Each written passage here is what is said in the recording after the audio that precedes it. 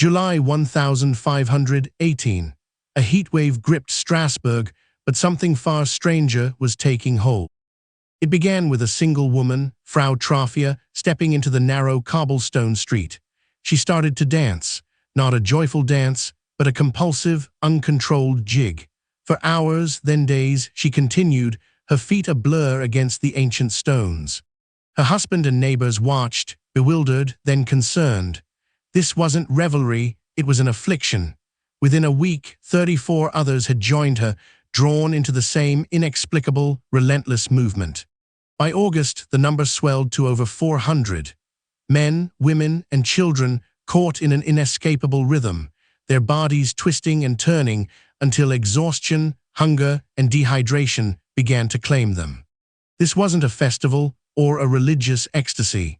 It was the dancing plague of 1518, a terrifying, bizarre episode in human history often dismissed as mere myth, yet meticulously documented by contemporary chronicles.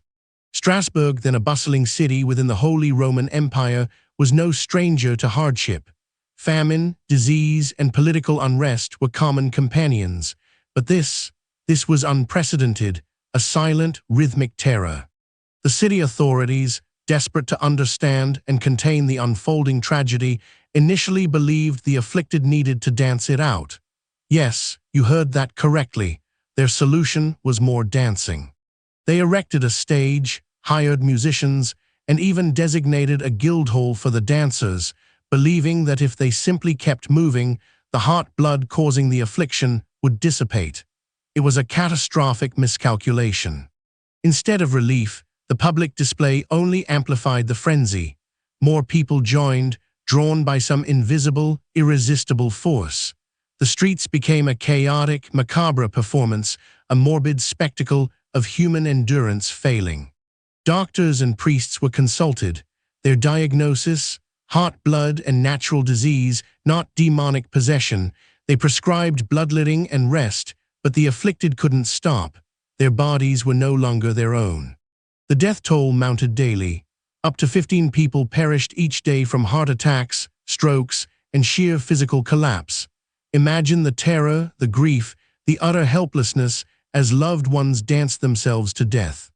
Eventually, the city shifted tactics. Recognizing the sheer futility of dancing it out, they banned music and public dancing altogether. The remaining dancers were taken to a shrine dedicated to Saint Vitus, known for healing dancing mania. Slowly, painstakingly, the plague receded. By early September, the compulsive dancing had mostly stopped, but the memory, the sheer bewildering horror of it, lingered in Strasbourg's collective consciousness. So what caused this bizarre, fatal phenomenon? The most widely accepted theory points to mass psychogenic illness or mass hysteria, triggered by extreme stress and superstition in a deeply religious, impoverished society. Famine had stalked the region, leading to widespread malnutrition and a pervasive sense of dread. The fear of divine punishment for sins was omnipresent. Such conditions are fertile ground for psychological contagion. Another, though less accepted, theory posits ergot poisoning. Ergot, a fungus that grows on rye, contains psychoactive compounds similar to LSD. Ingesting contaminated bread could induce spasms, hallucinations, and delirium. However, ergot poisoning typically causes gangrene and convulsions, not sustained, rhythmic dancing, and it's unlikely to affect hundreds simultaneously for weeks without more typical ergotism symptoms appearing.